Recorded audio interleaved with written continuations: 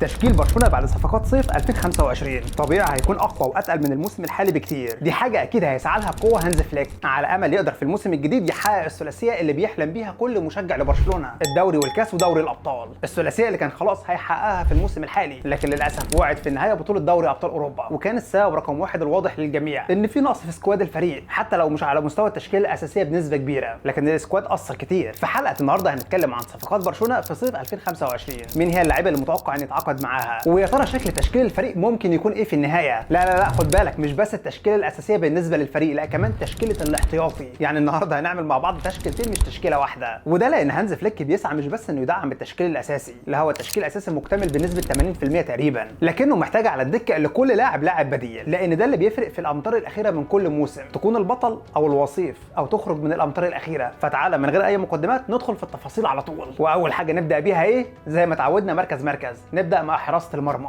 تخيل ان في الموسم الحالي الثلاث حراس اللي متاحين مع برشلونه عادي جدا ممكن يودعوا الفريق في الانتقالات الصيفيه، تشيزني، تير شتيجن، ونياكي بينيا. هاخدهم لك كده واحد واحد بشكل سريع. تشيزني هو عقده مع البارسا لمده موسم واحد وخلاص انتهى. على حسب الاخبار اداره البارسا عندهم رغبه في تجديد التعاقد مع اللاعب لمده موسم او موسمين، وهانز فليك ما عندوش اي مشكله، وبنسبه كبيره هيتم التجديد ليه، الا لو كان اللاعب راي تاني حابب يرجع تاني للاعتزال ولا حاجه. اما بالنسبه لتير شتيجن فزي ما انت عارف مستواه مع البارسا في السنين الاخيره مش محتاج كلام، يفضل ما تتكلمش عنه عشان لو اتكلمت هتضطر تغلط. الاصعب من كده انه مش هيقبل كمان يكون الحارس الثاني في الفريق، ودي مؤشرات كلها بتقول لك انه بنسبه كبيره في الانتقالات الصيفيه هيرحل عن البارسا، وده هو الاتجاه داخل اداره برشلونه، الاستغناء عن الحارس والتعاقد مع حارس جديد. اما الحارس الثالث هو انياكي بينيا، هانز فليك زي ما انت عارف استبعده من المشهد بنسبه 100%، وهو الحقيقه بينه وبينك حارس لا يعتمد عليه، ما يلاقيش برشلونه من الاخر، ينفع لفرق ثاني كتير لكن برشلونه لا. فتقدر تقول كده ان في تقريبا على الاقل 2 من حراس برشلونه هيرحلوا عن الفريق في الانتقالات الحاليه، وبالتالي برشلونه متوقع يتعاقد مع حارس جديد. مين بقى؟ في 2 مرشحين بقوه لبرشلونه، هقولهم لك كده بالترتيب من ناحيه الاقرب. الحارس الاول هو خوان جارسيا، حارس نادي اسبانيول اللي عمره دلوقتي 24 سنه، واحد من افضل الحراس في الليجا في الموسم الاخير، نسبه تصدياته اعلى من اي حارس تاني في الدوري. الشرط الجزائي في عقد اللاعب 25 مليون يورو، ودي حاجه بتسهل جدا التعاقد معاه، لكن خد بالك في اكتر من نادي بيستهدفوا التعاقد معاه، على راسهم ريال مدريد. الاخبار بتقول ان برشلونه مستني حسم مصير تير شتيجن، هيرحل ولا هيكمل. لو رحل بنسبه 100% هيتم التعاقد مع الحارس فورا، وفي احتماليه كمان يتم التعاقد معاه حتى لو استمر، على اساس يكون بديل لبينيا. وترتيب مين الاول والثاني والثالث طبعا دي حاجه في ايد هانز فليك. اما ثاني حارس ارتبط اسمه في الفتره الاخيره ببرشلونه هو طبعا مارتينيز، حارس نادي استون فيلا الانجليزي ومنتخب الارجنتين. حارس عمره دلوقتي 32 سنه، يعني اصغر من تير شتيجن بحاجه بسيطه قوي. تير شتيجن 33 سنه، حارس كبير وعنده خبرات كبيره جدا ومش محتاج اتكلم عن مستواه. واحد من اهم اسباب ان استون فيلا في المواسم الاخيره بيقدم مستويات ممتازه، وواحد طبعا من اهم اسباب فوز منتخب الارجنتين بكاس العالم الاخيره. تقارير صحفيه كتير بتاكد ان الحارس الموسم ده هيكون الاخير ليه مع استون فيلا، والكل بيتكلم عن ان برشلونه وضعه في حساباته وارد جدا تلاقيه في البارسا، لكن موجود عند اللاعب دلوقتي اكتر من عرض منافس جدا لبرشلونه. اغلب انديه الدوري السعودي تقريبا مقدمين له عروض وبارقام كبيره جدا، ده غير كمان ان مانشستر يونايتد داخل في الصفقه. لو سالتني مين من وجهه نظرك اقرب من الحراس دول لمرمى برشلونه، هقول لك ان الاداره هتفضل اكتر صغير السن اللي كمان مش هيدفع له كتير، خوان جارسيا، واللي هو فعلا حارس كويس جدا ويعمل اضافه للفريق. مارتينيز حارس ممتاز وعنده خبرات مش محتاج اتكلم عنها، ونوعيه الحراس دي هي اللي بتساعدك على تحقيق البطولات الكبيره بالتحديد زي دوري ابطال اوروبا مثلا. و32 سنه بالنسبه لعمر الحارس مش كبير قوي، خلي بالك يقدر يفيدك كذا موسم، فالاثنين الحقيقه كويسين جدا. قول لي انت رايك تفضل مين؟ طيب نضيف مين بقى في التشكيل الاساسي ومين في التشكيل الاحتياطي؟ في التشكيل الاساسي للفريق هختار خوان جارسيا، حاسس ان الاداره في الاخر هتحسم التعاقد معاه. اما في التشكيل الاحتياطي هضيف تشيزني اللي متوقع ان هو يجدد على الاقل لمده موسم كمان. نروح لمركز قلب الدفاع،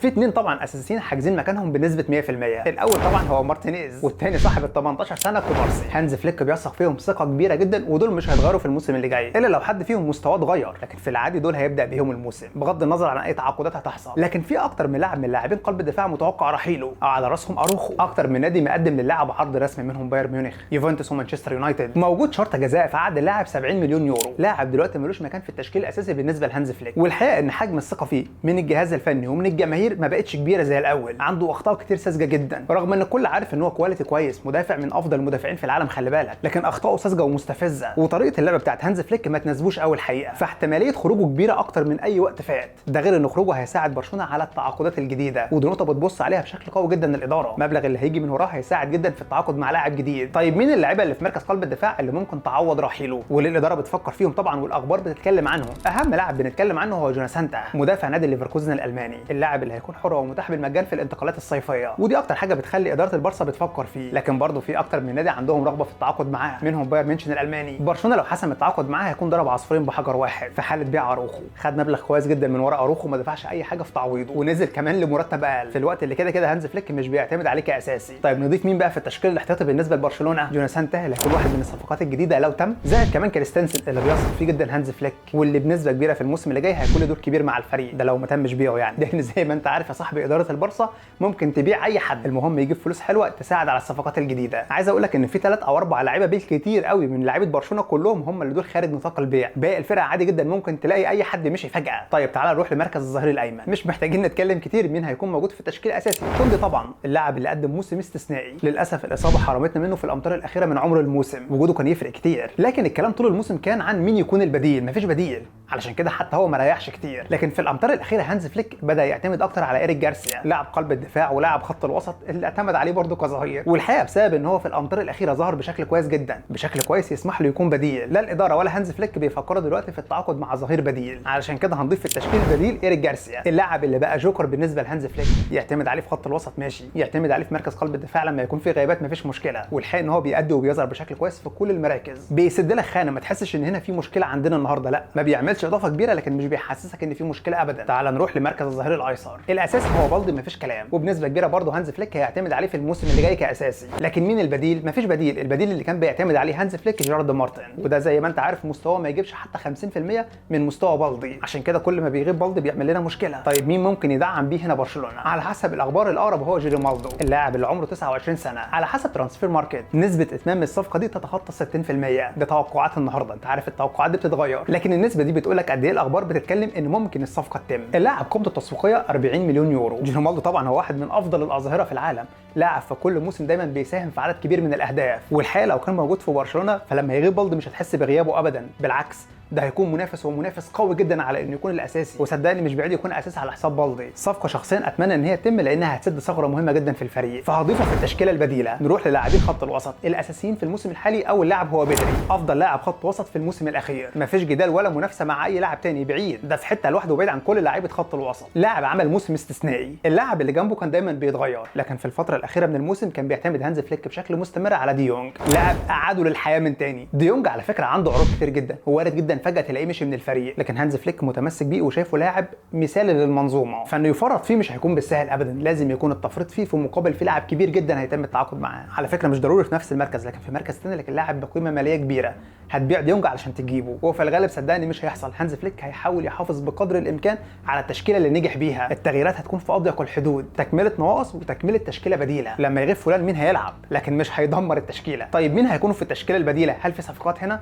ما افتكرش، في اكتر من لاعب على فكره ارتبطت اسمائهم ببرشلونه، لكن في الغالب البارسا مش هيدعم في خط الوسط وهيكتفي بالمجموعه اللي موجوده. مين بقى هيكون في التشكيله البديله؟ في مثلا ماركو كاسادو اللي لعب عدد كبير من المباريات في الموسم الاخير وظهر بشكل كويس جدا، في برنال اللي بدا الموسم قبل كاسادو، واللاعب الثاني ممكن يكون جافي اللي بالمناسبه هو كمان عنده عروض كتير اهمها من باريس، والكلام اللي بيتقال في الاخبار ان جافي لو دفع فيه من 60 ل 80 مليون الاداره هتبيع، لكن لو استمر هيكون بنسبه كبيره على الدكه لتدعيم التشكيله البديله، رغم ان هانز فليك عاده لما بيستخدمه مش بيستخدمه ك8 او 6، بيستخدمه في المركز رقم 10، اوقات قليله قوي كان بيستخدمه كوينج، هنضيف اي اثنين بشكل مؤقت في خط الوسط. نروح لمركز صناعه اللعب المركز رقم 10، اللاعب الاساسي هو داني اولمو اللي ما فيش خلاف عليه انه واحد من افضل صانعين الالعاب في العالم، المشكله الوحيده فيه انه بيتصاب كتير، اللاعب ده لو مش بيتعرض لاصابات مستمره لكان تقييمه دلوقتي النهارده في حته ثاني خالص مختلفه، لكن رغم كده في المباريات اللي لعبها كلها مع برشلونه صنع الفارق، قليل قوي لما تلاقيه في مباراه خارج نطاق الخدمه، لا النهارده ما كانش كويس، بنسبه كبيره هو برده اللي هيكون اساسي في الموسم الجديد. طيب مين يكون موجود في التشكيله البديله؟ عاده فليك بيستخدم هنا اكتر من لاعب كبديل، اوقات بيستخدم رافينيا هو بيبدل مركزه، اوقات اكتر استخدم جافي، واوقات فيرمين لوبيز، على حسب المباراه وعلى حسب الموقف، وده برده بنسبه كبيره هيحصل في الموسم اللي جاي، علشان كده ممكن نضيف اي حد منهم في التشكيله البديله. نروح بقى لاهم 3 مراكز متوقع ان برشلونه يعمل فيهم تدعيمه بشكل قوي، خط الهجوم. نبدا مع مركز الجناح الايمن اللي اكيد في التشكيله الاساسيه بنسبه 100% لامين يامال، نجم الجيل وكل جيل، اللاعب اللي نقدر نقول النهارده واحنا في نهايه الموسم لولا ضياع دوري ابطال اوروبا لكن هيكون المرشح الاقوى لتحقيق الكره الذهبيه، ورغم كده ما زال برده من ضمن المرشحين وبقوه كمان، لاعب حرفيا في كل مباراه مش بيصنع الفارق مع برشلونه، لا بيمتعنا قبل ما يصنع الفارق، لاعب تحب ان الكره توصل له باي طريقه وفي كل لمسه ليه سحر ومتعه خاصه. طيب ده على مستوى التشكيله الاساسيه. بالنسبه للتشكيله البديله، هانز فليك في الموسم الاخير ما كانش عنده بديل للامين يامال، حرفيا ما فيش بديل في بدايه الموسم، وفي فتره معينه كده غاب لامين يامال بسبب الاصابه، هانز فليك عانى لحد ما لقى طريقه بديله يلعب بيها لما يكون لامين يامال مش موجود، وهي عباره عن تبديل مجموعه مراكز، منها ان رافينيا هو اللي يلعب بديل ليه ويودي الناحيه الثانيه فيرمين، واكتر من طريقه ثانيه، لكن دي حاجه مش مفضله بالنسبه لاي مدير فني، اي مدير فني بيفضل لو ليه طريقه لعب معينه او سيستم لعب يحافظ عليه وعلى نفس الشكل والاسماء ما يغيرش كتير ويبدل لاعب بلاعب، والطبيعي انه يكون في بديل للامين يامال علشان يريحه على مدار الموسم. طيب مين اللاعب اللي ممكن يتعاقد مع برشلونه ويكون بديل للامين يامال؟ على حسب الاخبار اقرب حد هو برناردو سيلفا لاعب نادي مانشستر سيتي الانجليزي. اللاعب البرتغالي اللي عمره 30 سنه بقى في عقده مع السيتي موسم واحد، لكن في اخبار كتير بتقول ان هو عنده نيه للرحيل عن السيتي. برناردو سيلفا اضافه كبيره جدا بالنسبه لسكواد برشلونه، وخد بالك انا قلت مش تشكيله برشلونه، لا قلت سكواد برشلونه، لانه لاعب جوكر، لاعب بيقدر يلعب في اكتر من مركز وبيلعب فيهم كلهم بجوده وبكفاءه عاليه. يعني عادي يقدر يلعب تحت راس الحربه، يقدر يلعب في المركز رقم 8، يقدر يلعب كجناح، فحرفيا هيكون عندك لاعب جوكر كانك اتعاقدت مع اكتر من لاعب. ده غير ان هو حلوله كتير وتقدر في مباريات كتير تريح لامين يامال، بالذات في مباريات الدوري اللي بتكون في المتناول شويه. سيلفا هو كمان عنده عروض كتير بالذات من السعوديه، وفي احتماليه يكمل السنه الاخيره دي ليه مع مانشستر سيتي، لكن انا شخصيا اتمنى ان يتم التعاقد معاه، هيعمل اضافه كويسه لسكواد الفريق، وعشان كده هضيفه في التشكيله البديله. اما بالنسبه لمركز الجناح الايسر فاكيد في التشكيله الاساسيه موجود رافينيا، اللي وارد جدا في الايام اللي جايه وفي الانتقالات الصيفيه تصحى تلاقي فيه مفاجاه كبيره. رافينيا مشي من برشلونه وراح على الدوري السعودي قدام اللاعب اكتر من عرض مغري جدا وبراتب سنوي بيوصل ل 44 مليون دولار، ده غير ان برشلونه هياخد مبلغ محترم جدا. لكن هانز فليك متمسك جدا باللاعب بالدرجه الاولى، مش عشان رافينيا او الاضافه اللي بيقدمها للفريق، بس عشان المنظومه نجحت بالشكل ده، قدمت مباريات ممتازه. فهانز فليك هدفه الاول برضه يحافظ على التشكيله، يحافظ على نجوم الفريق بالدرجه الاولى، لان اي مدرب فاهم وواعي عارف ان التشكيله طالما مشيت بالشكل ده ما تلعبش فيها كتير، التغييرات لازم تكون في نطاق محدود جدا، توليفه جديده يعني شكل جديد يعني مستوى جديد، ويمكن حتى طريقه لعب جديده، اوقات لاعب واحد بس بيضرب منظومه. انا شخصيا بتوقع ان رافينيا مش هيمشي، واكيد هيتم التجديد معاه خلال الايام اللي جايه، هو كده كده هيجدد، لكن فكره الدعم ملهاش علاقه بانه يجدد، التجديد ده علشان ناخد مقابل اكبر في حال بيعه، ملهوش علاقه بانه هيمشي ولا مش هيمشي. طيب مين بديل رافينيا؟ مفيش. عاده هانز فليك بيعتمد على فيرمين لوبيز، وفي اوقات ثانيه يعتمد على اولمو وعلى جافي، لكن كلها بتكون حلول مؤقته علشان الاوراق المتاحه كده، فالطبيعي ان برشلونه هيدخل الانتقالات دي وعينه على حسم التعاقد مع جناح ايسر جديد. يكون مين بقى؟ الاسماء اللي بتتداول في الاخبار كتير جدا، لويس دياز مثلا لاعب ليفربول الانجليزي، لوكمان لاعب اتلانتا الايطالي، واخيرا طبعا نيك ويليامز اللي في كل الانتقالات بيرتبط اسمه ببرشلونه، واللي على حسب الاخبار ده الهدف الاول بالنسبه للاداره حابين فكره جدا ان هم يجمعوا نيك ويليامز مع لامين يامال في تواجد اولمو كمان اللي هو خط وسط المنتخب الاسباني، الثلاثه اللي قدروا مع بعض يحققوا بطوله اليورو، الثلاثه اللي صغيرين جدا في السن ولو اجتمعوا عادي جدا ممكن برشلونه يستمر لمده 10 سنين مسيطر، عنده جيل يعيش. في احتمال كبير يتم دفع شرط الجزاء اللي في عقد اللاعب اللي تقريبا 65 مليون يورو ويتحسم التعاقد معاه في الانتقالات دي. انا هضيفه في التشكيله البديله، لاعب انا برضو بتمنى ان هو ينضم للفريق، هيديك حلول اكتر. بالمناسبه لو حصل ورافينيا رحل هيكون بنسبه 100% نيك ويليامز هو بديله،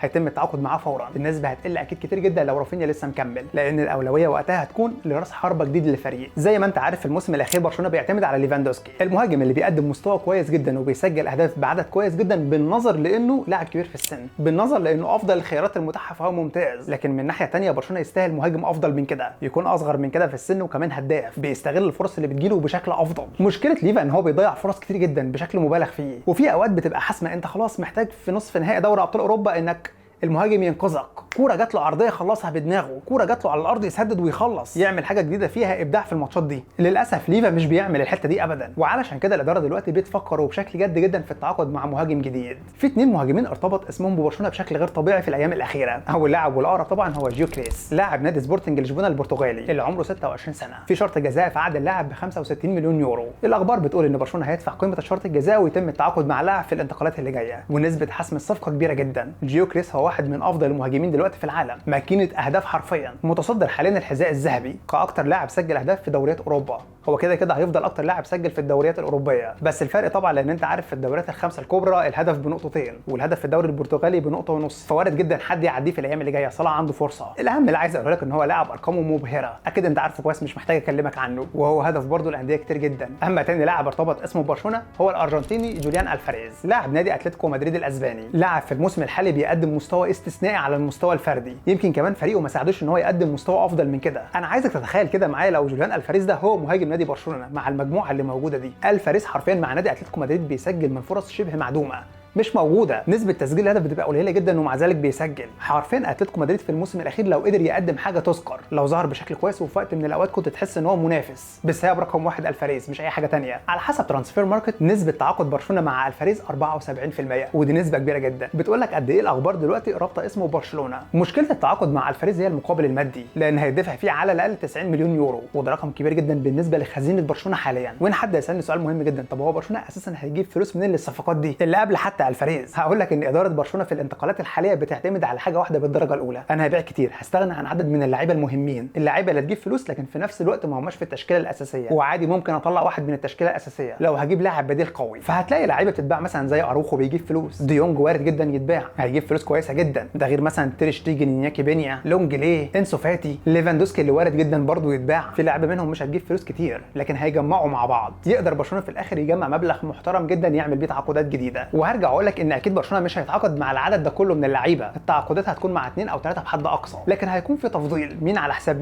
مين اللاعب المتاح اللي ينفع نتعاقد معاه والمبلغ المادي اللي مطلوب فيه مش كبير قوي او كبير بس هنبيع قصاده لانه يستاهل، نضيف مين في التشكيل الاساسي ومين في التشكيل البديل. الاقرب وبواقعيه شويه برشلونه لو تعاقد مع مهاجم هيكون هو جيوكريس، فهضيفه في التشكيله الاساسيه، ده لو حصل بنسبه كبيره ليفا مش هيكون له مكان في الفريق، هيتم الضغط عليه علشان يرحل زي ما حصل كده مع جندوجان، يتباع لاي نادي في الدوري السعودي يجيب اي مبلغ، اهو ما يجيبش بس ينزل بحجم المرتبات. في التشكيله البديله هنضيف توريس اللي كان بديل في الموسم الحالي بشكل كويس جدا بالذات في الامتار الاخيره، اتحسن كتير قوي مع هانز فليك. بالمناسبه في كلام ان اتلتيكو مدريد عايز يتعاقد معاه بمقابل 30 مليون يورو، فوارد جدا فجاه تلاقيه اتباع. زي ما قلت لك في عدد كبير جدا من لاعيبه برشلونه ممكن جدا يمشوا، في استثناءات بسيطه زي مثلا مين، لامين يامال، كوبارسي، بدري، بالدي، ولحد ما كوندي، دول اللعيبه غالبا مش هيتباعوا، الباقي اي حد ممكن فجاه تلاقيه اتباع، اي حد فجاه ممكن تلاقيه مشي، وهي دي صاحب التشكيله المتوقعه لبرشلونه بعد الانتقالات. وكمان التشكيله البديله اللي على فكره تقدر تجمع ما بينهم اكتر من تشكيله، لكن لو الصفقات دي كلها حصلت وطبعا ده حلم مش هيحصل غالبا، وقتها سكواد برشلونه هيكون تقيل جدا، لكل لاعب في لاعب بديل. في الامتار الاخيره الموضوع ده بيفرق كتير قوي. هستنى طبعا رايك وتوقعاتك في الكومنتات في اي حاجه اتكلمت فيها، وما تنساش كمان الاشتراك في القناه وتفعيل الجرس عشان توصلك الحلقات الجديده قبل اي حد، واهم من كل ده اللايك للفيديو. سلام.